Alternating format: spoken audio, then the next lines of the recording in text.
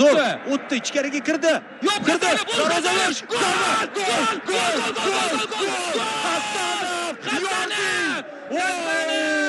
Mana Hasanov bizda Hasanov o'ynash kerak futbolni. Ha, do'stlar. 10 kishi, 9 kishi farqi yo'q, hujumga boramiz. Gol uramiz. Yotmaymiz. Ey do'stlar, bu Hasanov, Husanovni butun dunyo ko'ryapti, mana Hasanov. Hamma his etyapti. Butun O'zbekiston his etyapti buni. O'zbekcha futbol. Chempionatdagi eng super gol shu bo'ladi. Bosib o'tdi, o'ziga ishondi, darvozabon bilan yakkama-yakka chiqdi va oyoqlar orasidan kirgizib yuboryapti. Hasanov. Mana ko'ramiz, darvozabonimizni darhol boshlaganiga respekt. Bu assist do'stlar, bu Edersoncha assist bo'ldi bu. Qarang qanday o'tib ketdi Sadriddin. Hop, oyoqlar orasidan. Va yana bitta. Oyoqlar orasidan. Bu kolxoz uchun, bu rais uchun dedi. Shunday.